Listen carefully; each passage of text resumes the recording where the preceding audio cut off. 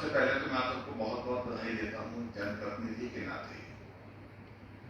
इस विधानसभा जो हमारा प्रदेश का सर्वोच्च लोकतंत्र का एक स्थान है, मंदिर है, जहाँ आपका प्रवेश हुआ, इसके लिए मैं आप सबको बहुत बहुत बधाई और शुभकामनाएं देता हूँ।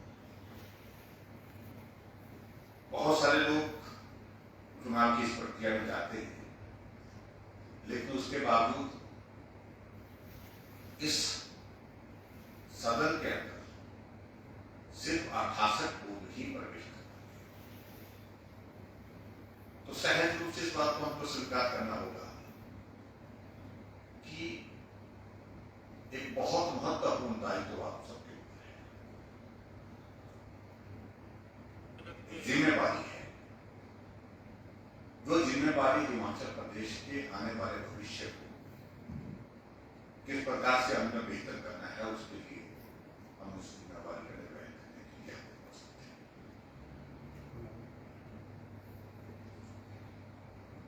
और मैं इस बात को लेकर के भी ये जरूर कहना चाहूंगा सबसे पहले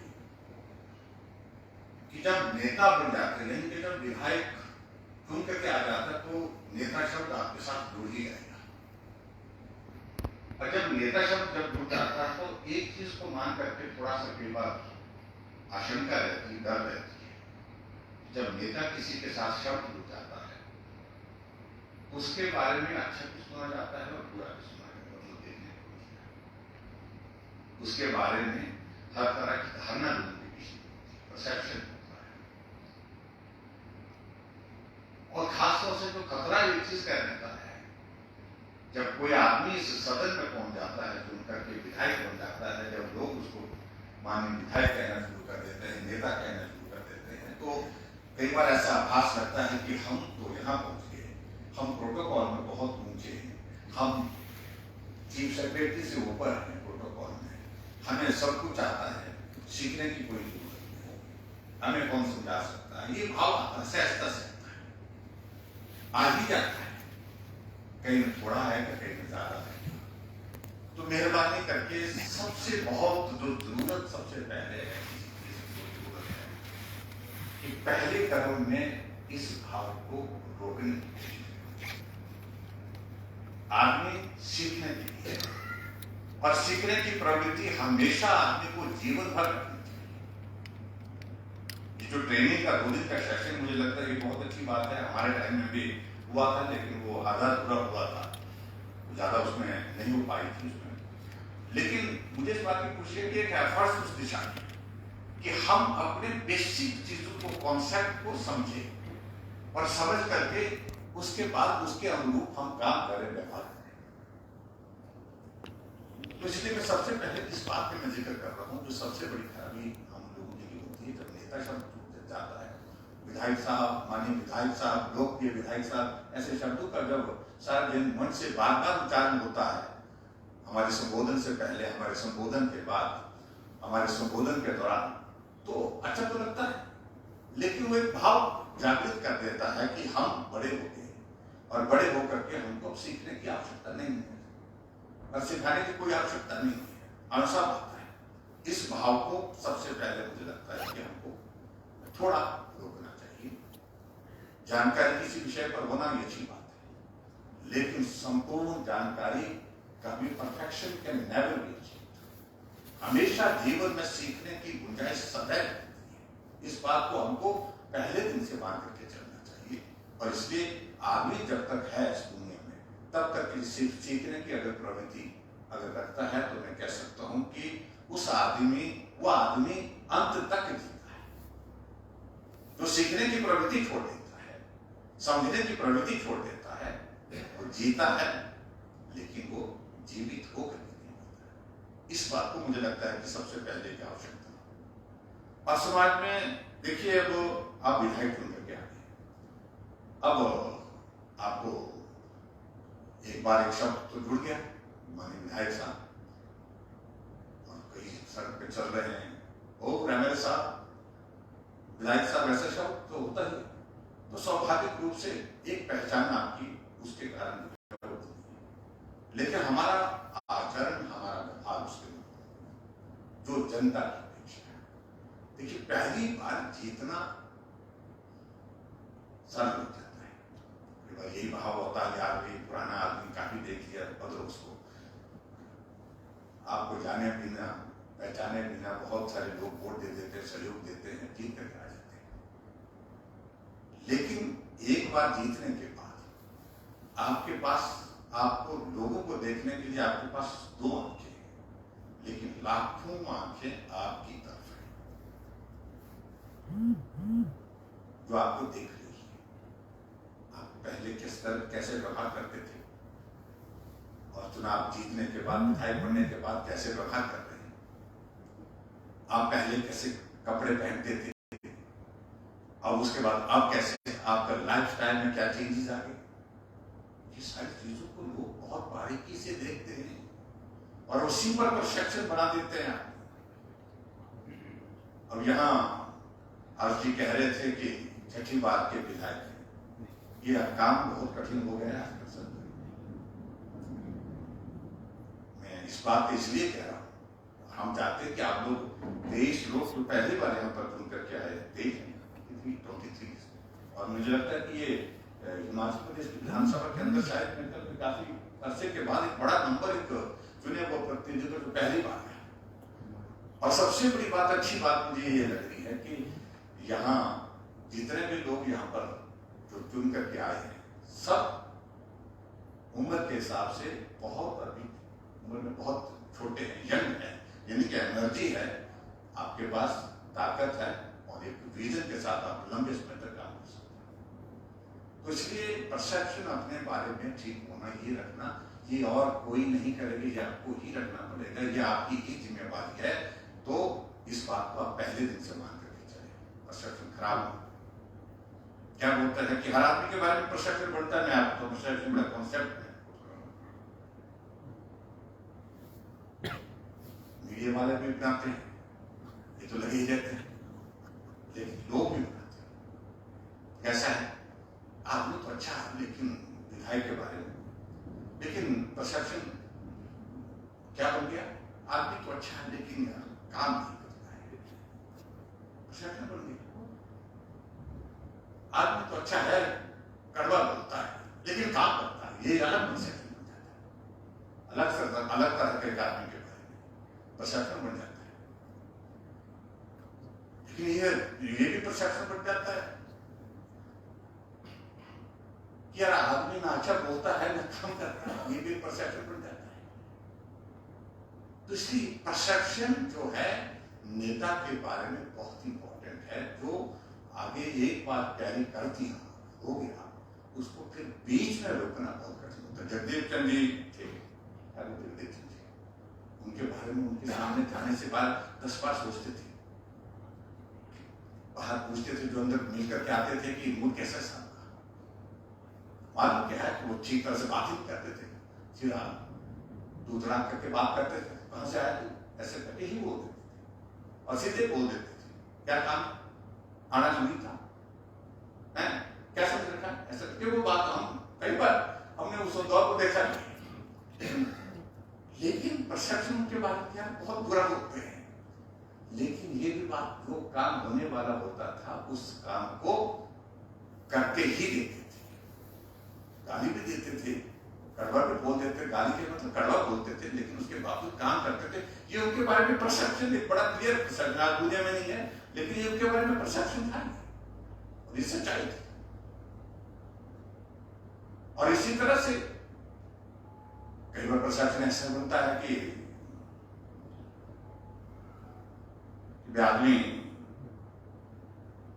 मुंह के सामने कुछ बोलता है लेकिन पीठ के पीछे कुछ बोलता है, ऐसे कई लोगों के परसेप्शन बनते हैं। ऐसी चीजों में हमारा परसेप्शन ठीक रहे, ये बहुत इंपॉर्टेंट है। और दूसरी बात जो मुझे आप सबके बीच में साझी करनी है कि सबसे इंपॉर्टेंट चीज है कि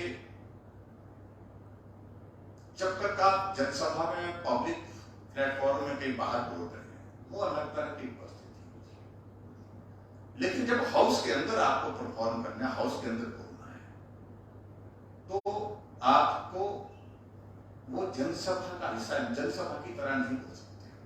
ठीक है, आपको बोलने का अधिकार है, आप बोलेंगे, लेकिन उससे बनेगी की बात। ठीक है, हमारे कुछ विषयों पर हमने बजट पर बोलना है, बजट पर बोलना है, तो बजट को अध्ययन किए बिना अगर हम जनसभा का भाषण देंगे तो उसका कोई बहुत बड़ा महत्व नहीं होगा। ठीक है, बोलने के लिए क्रम में आपका नाम जुड़ जाएगा, लेकिन उसका कोई कंटेंट नहीं आएगा।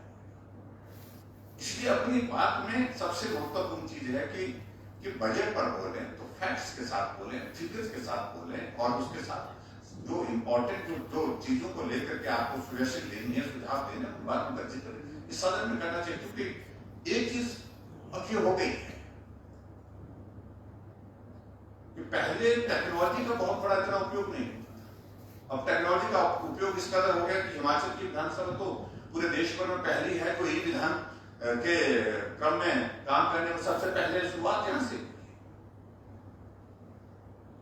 आप हाउस के अंदर आए, हाउस के अंदर बैठे हैं, आपका सिटिंग पोस्चर क्या है, लोग देखें। आप कितना सीरियसली बात कर रहे हैं, लोग देखें। इसका बहुत बड़ा महत्व है।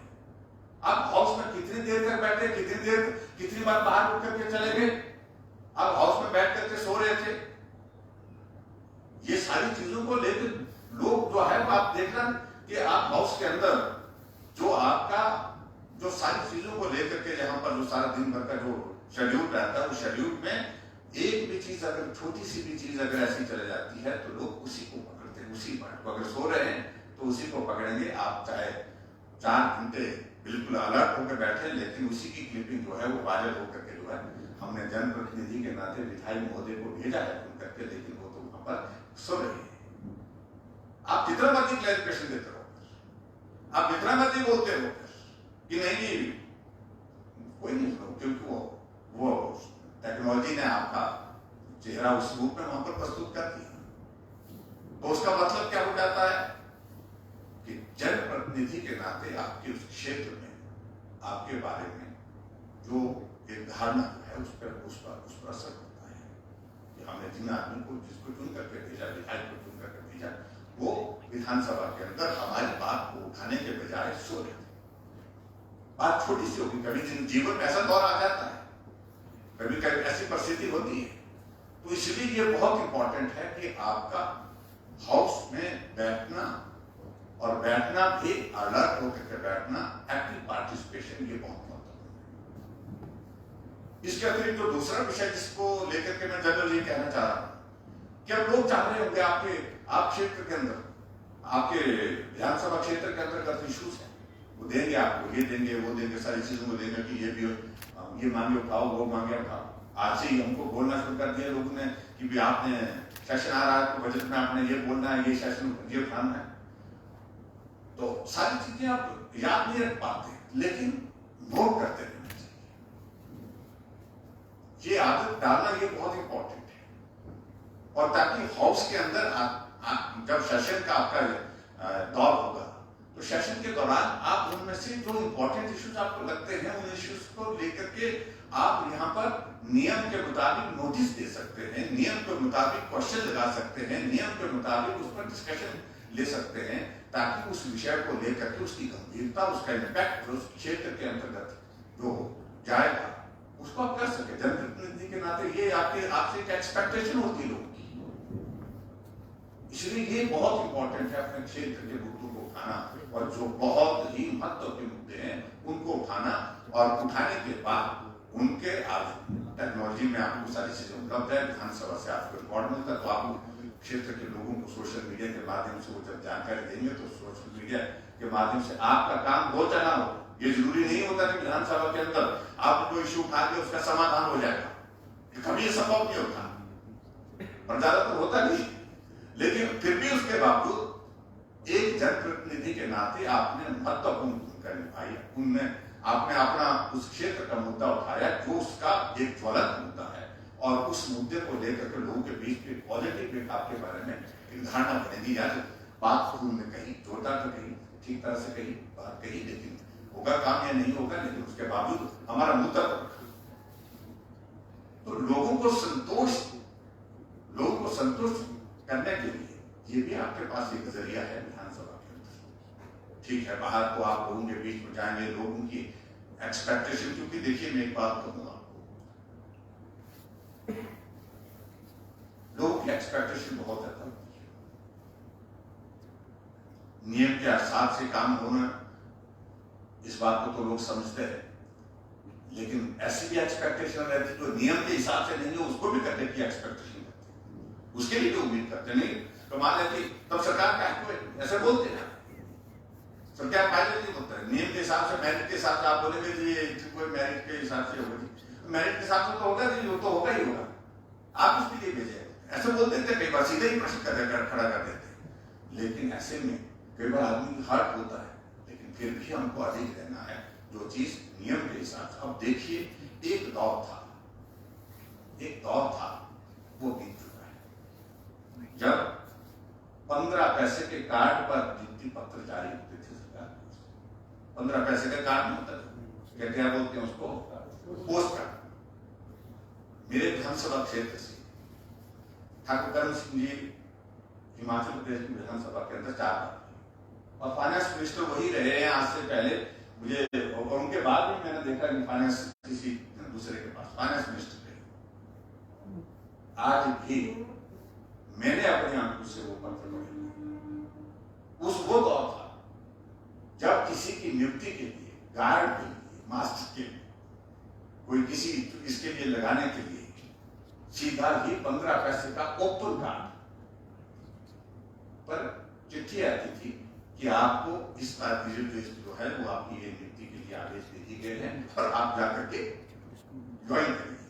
वो दौर था, अब वो दौर नहीं है भाई। अब आप कुछ नहीं, आगे पीछे कुछ नहीं कर सकते, और करना भी नहीं चाहिए। अगर करेंगे तो संकट हो जाएगी। तो इसलिए जो नियम के हिसाब से सारी चीजों को, उसको लोगों के बीच में एक बार कहने में थोड़ी कठिनाई होगी। लोग आपसे एक्सपेक्ट करेंगे, लोग बोलेंगे ये करो वो करो, ऐसा करेंगे बोलेंगे, लेकिन फिर भी उसके बावजूद जो नियम के हिसाब से जो चीज हो सकती है, जब आपने एक बार कह दिया कि ये चीज हो सकती है और ये चीज नहीं हो सकती है, तो उसका आपको लाभ रहेगा। तो हाँ और ना तो ना कहना पड़ेगा। ये परिस्थिति आज हमारे सामने है, इस बात को हमको मान करके चलना पड़ेगा। कुछ जगह ना भी करना पड़ेगा, और ये हमारे चुने हुए प्रतिनिधियों के लिए सबसे कठिन काम होता है ना कहना। ना कहने का मतलब आदमी खुश नहीं होगा, नाराज होगा, और इसलिए इस बात को लेकर के हमेशा इस बात की संभावना रहती है। इस बात को लेकर के मेरा आप सबसे ये निवेदन है खास तौर से, इस बात को पहले से आप बना के रखें। मैंने इस विधानसभा के अंदर, जैसे आकाश जी ने बात की कि बहुत सीनियर जो है, अब जो लोग जो नेता यहाँ पर रहे हिमाचल प्रदेश में, वीरभद्र सिंह जी रहे, ठाकुर रामलाल जी को भी हमने यहाँ पर इस मान्य सदन में देखा है, हमें सौभाग्य प्राप्त हुआ।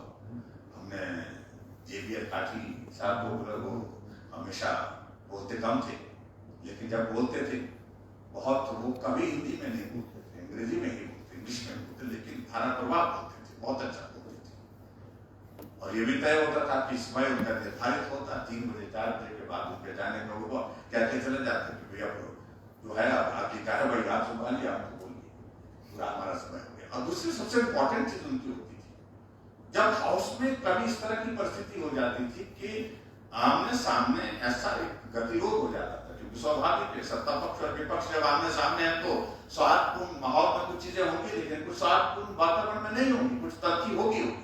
यही तो लोकतंत्र की विशेषता है, और उसको अन्यथा लेने की आवश्यकता नहीं थी। हमने इस सदन में एक बार में अनेकों बार ऐसी परिस्थितियां देखी जहां बिल्कुल डेडलॉक हो गया, ऐसा बिल्कुल आमने सामने हो गया। लेकिन उस वक्त उनकी बहुत महत्वपूर्ण भूमिका हमने देखी कि उन्होंने उसमें सारी चीजों को डाइल्यूट करने के लिए, माहौल को शांत करने के लिए अपनी बात कह करके हाउस को इन ऑर्डर लाया। और यही बात हमने ठाकुर रामलाल जी के बारे में यहाँ पर देखी, और यही चीज को लेकर के हमने सतमानंद जी का भी अनुभव देखा। सतमानंद जी भी बहुत पुराने नेता थे सदन के अंदर, और काफी अच्छा बोलते थे, उर्दू अच्छा बोलते थे वो, और ये हिंदी भी अच्छा बोलते थे, हिंदी भी अच्छी बोलते हैं। तो ऐसे लोगों के साथ उनसे बहुत कुछ सीखने को मिलेगा, बहुत कुछ सीखने को मिलेगा।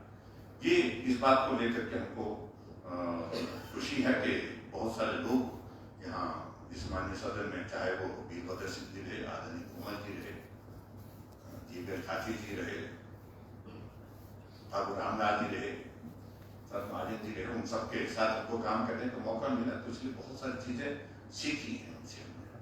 लेकिन जहां तक रूल्स की अगर बात आती है, उसमें मैं देख रहा था कि आपके कुछ सेशन हुए जिसमें पर्टिकुलर जो है आपको पूरा एक विषय पर डिस्कशन, और डिस्कशन के साथ आपके जो जो जिज्ञासा थी उनको पूरा करने की दृष्टि से उनको यहाँ पर बात कही गई।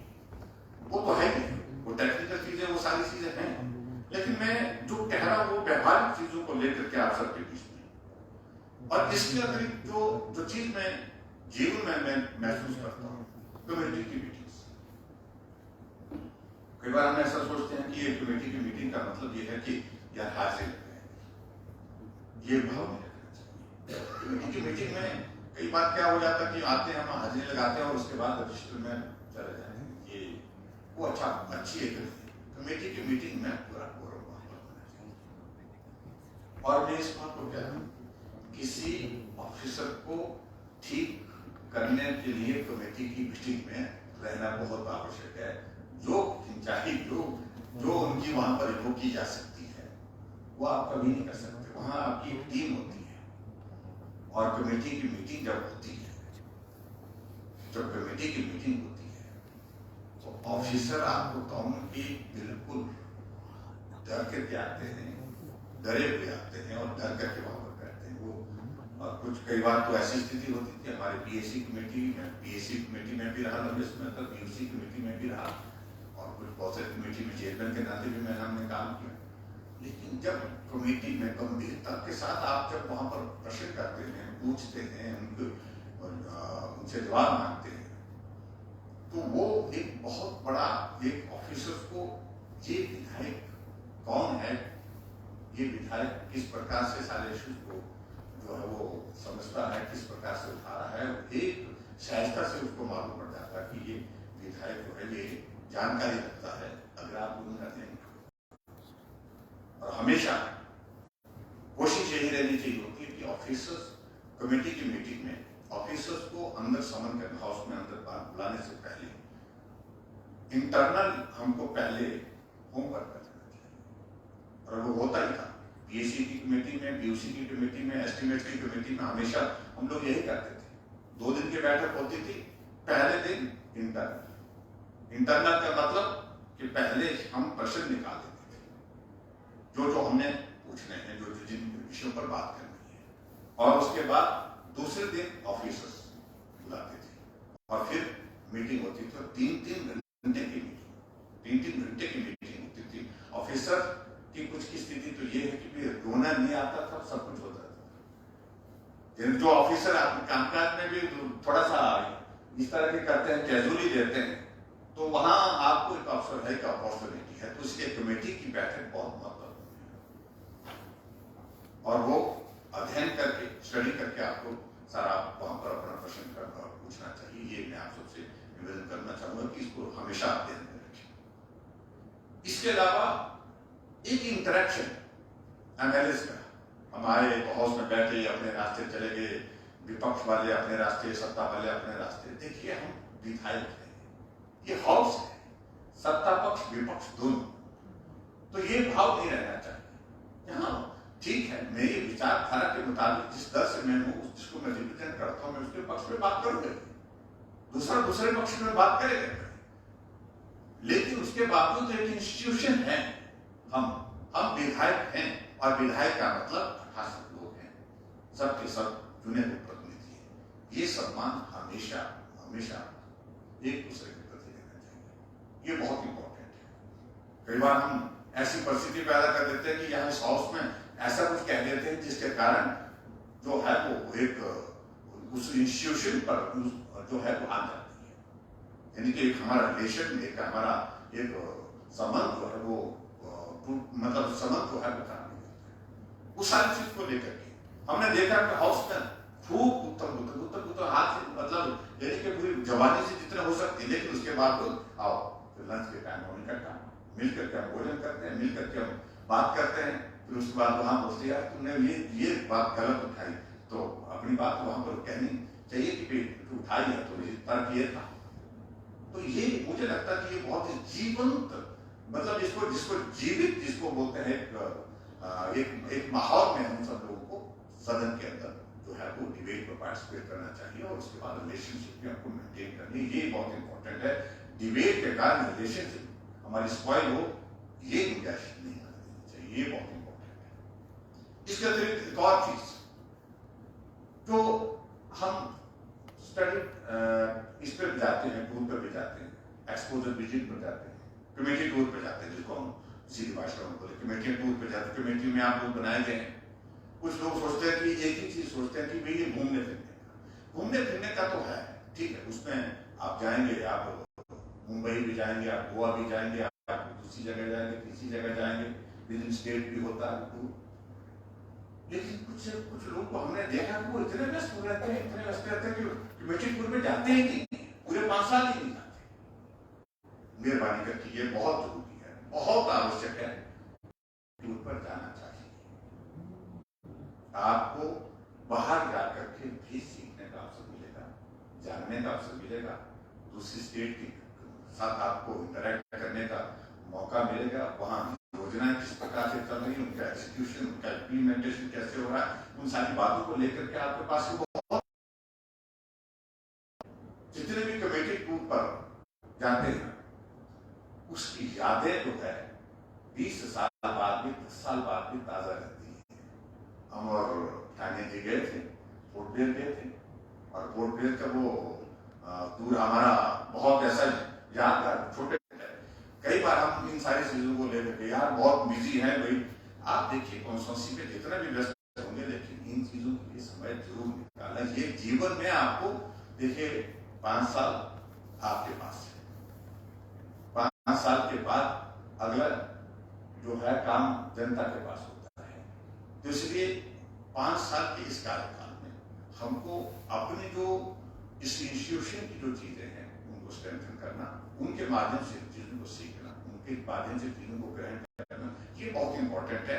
इस अपॉर्चुनिटी को बिल्कुल भी किसी भी तरह से कॉम्प्रोमाइज न करें, इसको किसी तरह से न छोड़े, ये मेरा आप सबसे निवेदन है। इसलिए कमेटी विजिट और कमेटी टूर पर जाना चाहिए, विद इन स्टेट पे बहुत सारे स्टेट भी जाना चाहिए, ताकि बहुत सारे उसके बाद एक फैमिली का आपके टीम का एक पूरा कमेटी का एक जो जितने भी विजिट करते हैं साथ में जाते हैं, रिलेशनशिप डेवलप होता है, एक अच्छी एक सारी चीजों को लेकर के ये रहता है। ये मेरा आप सबसे इस बात के लिए निवेदन है कि भी आप सब इस बात को लेकर करें। और इसके अलावा जो इश्यूज है, इश्यूज को, क्योंकि पहले क्या होता था कि किसी विषय पर अगर हाउस के अंदर तो मटेरियल नहीं होता था, लोग लाइब्रेरी में बैठते थे, लोग बाकी जगह से इकट्ठा करते थे। अब आपके पास टेक्नोलॉजी से इतना बड़ा आपको लाभ हो गया, जिस भी इशू पर बोलना है आप 5 मिनट के अंदर जो है वो सारी इंफॉर्मेशन, दुनिया भर की इंफॉर्मेशन एकदम आप ले सकते हैं गूगल के माध्यम से और नेट के माध्यम से, और उसके माध्यम से आपको सारी चीजों को लेकर के, तो इसलिए वो सारी चीज का इस्तेमाल करना, क्योंकि आप लोग यंग जनरेशन के हैं, और यंग जनरेशन के होने के नाते, क्योंकि मोबाइल जब हम हिमाचल प्रदेश की विधानसभा के अंदर प्रवेश किए 98 में, तो उस वक्त मोबाइल एक अजूबा था, यानी कि उस वक्त मोबाइल शुरू हुआ था, 98 के उस दौर में शुरू हुआ था। 1-2 एमएलए के पास था, और 1-2 एमएलए के पास था, फिर उसके बाद हमने उसमें क्या होता, आउटगोइंग में भी पैसा लगता था, इनकमिंग में भी पैसा लगता था, लेकिन सिस्टम इतना था कि इतनी सारी इंफॉर्मेशन नहीं होती, लेकिन उसी कम्युनिकेशन के लिए ज्यादा इस्तेमाल होता था। आज आपका मोबाइल और आपका लैपटॉप, आपका आईपैड, जो सारी इंफॉर्मेशन आपके पास हाथ पर है, और उसके बावजूद भी हम उसको अध्ययन न करें, तो वो किसी और का कसूर है। देखिए, एक बात को लेकर के जीवन में आप मान करके चलिए, क्योंकि जनप्रतिनिधि होने के नाते समय की कमी तो हमेशा रहेगी, ये आपको शिकायत हर जगह मिलेगी। आप कॉन्स्टिट्यूंसी में जाएंगे, लोग बोलेंगे कि कमाल है कि आपको समय नहीं, आप इतने दिनों के बाद आए, वो भी नाराज। आप उसके बाद साथी मित्रों को मिलेंगे, दोस्त मित्रों को मिलेंगे, वो भी आपको बोलेंगे कमाल है कि अब तो आप नेता बन गए, आपके पास समय नहीं। ये सुनने को मिलेगा, व्यस्तता है। और यहाँ तक कि घर में भी जाकर के घर वाले भी आपको यही बोलेंगे, देखना अभी बोलते नहीं बोलते मालूम नहीं, लेकिन दौर आएगा बहुत जल्दी आपको घर में भी सुनने को मिलेगा कि कमाल है जी, अब आ रहे हैं आप, तो सुबह से हम इंतजार कर रहे हैं और हमने कहीं जाना था, वहां जाना था, बच्चों ने वहां जाना था, लेकिन उसके बाद आपके पास हमारे लिए टाइम नहीं है। तो time management is one of the important thing, मुझे लगता है कि बहुत जरूरी है। हालांकि मैं भी इसमें बहुत ज्यादा ठीक नहीं हूँ, लेकिन फिर भी उसके बावजूद जब बड़ी जिम्मेवारी आई उसको करना पड़ा। सारे शेड्यूल पर 9 बजे तैयार होकर के, तैयार होने के बाद फिर चलना, फिर करना, जो शेड्यूल होता है, फिर उसके बाद जो छापा होता है, जो प्रोग्राम, उसके मुताबिक ही चलना पड़ता है, तो उसमें कोई गुंजाइश नहीं होती। लेकिन फिर भी अपने आप के जीवन में मुझे लगता है कि बहुत इंपॉर्टेंट है जो जिसको लेकर के आपको जो है टाइम शेड्यूल को प्लान करना, ये इंपॉर्टेंट है। कुछ लोगों को एक चीज लगती है कि भी कॉन्स्टेंसी में, रात को भी कॉन्स्टेंसी में, दिन को भी कॉन्स्टेंसी में, सुबह भी शाम भी। देखिए एक बात था, तुमने ये अनुभव से जुड़ी हुई बात है। कॉन्स्टेंसी में रहना, दुख सुख में रहना, काम के लिए रहना, ये है जरूरी है, बहुत जरूरी है। लेकिन ऐसा भी मत करिए कि कॉन्स्टेंसी में ही रहे। और स्थिति आज की तारीख में ये भी बन गई कि हमारे मंत्री होते हैं, प्रदेश के होते हैं, आप बुरे ना माने मंत्री मोदी जी, लेकिन वो भी कॉन्स्टेंसी तक ही होते हैं। ये खराब स्थिति है। कॉन्स्टेंसी के टाइम का मैनेजमेंट बहुत इंपॉर्टेंट है। अगर आपने शुरू के दौर में आपने शुरू कर दिया कॉन्स्टेंसी में 20 दिन लगाना शुरू कर दिया, पूरा 20 दिन आप कॉन्स्टेंसी में लगाया, तो 6 महीने के बाद वो लोग एक्सपेक्ट करेंगे 25 दिन लगाए, और 1 साल के बाद वो एक्सपेक्ट करेंगे कि 1 महीना पूरा का पूरा लगाए। और उसके बाद अगर आप कहीं अगर 2-4 दिन के लिए भी आगे पीछे हो गए, दिखाई दीजिए कि आप कमाल है। तो इसलिए बहुत इंपॉर्टेंट है, समय दीजिए, प्लान करके दीजिए, क्षेत्र के हिसाब से दीजिए, एरिया के हिसाब से दीजिए, लेकिन कॉन्स्टेंसी में आप कहीं भी रहें, आज की तारीख में आपके पास मैकेनिज्म इस तरह का है, आप कनेक्ट उनकी समस्या का समाधान होना चाहिए।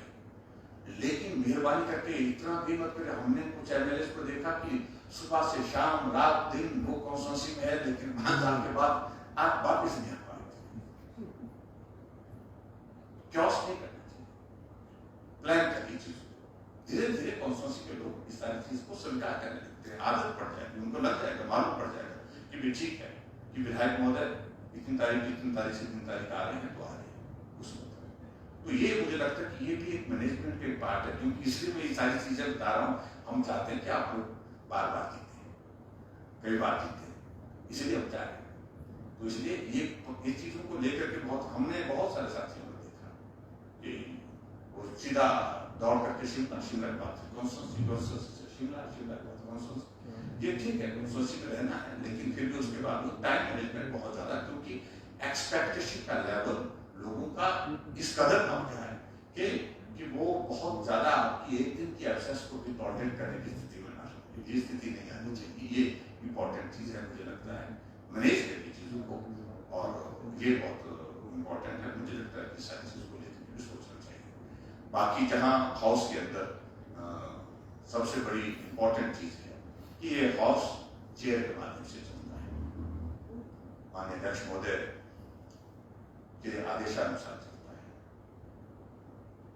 अपना इशू उठाना, उसके लिए आपको स्वतंत्रता है, लेकिन ऐसे नहीं कि कई बार कुछ लोगों को ऐसा हो जाता है कि हर बात पर ही कुछ कहना है, और कहना इसलिए है कि खबर ऊपर से बढ़ेगी, कुछ ऊंचे बोलेंगे तो खबर बनेगी। ये अखबार में भी गलत तरीका एक हो गया है कि ऊंचे बोलेगा, कुछ हट करके बोलेगा, टेढ़ा बोलेगा, खराब बोलेगा, तो उसकी खबर ज्यादा जोर से बनाई जाती है। जो विषय पर होता है खबर तो वो बननी चाहिए, जो स्पीच बोलता है, सीधा बोलता है, उस पर बननी चाहिए।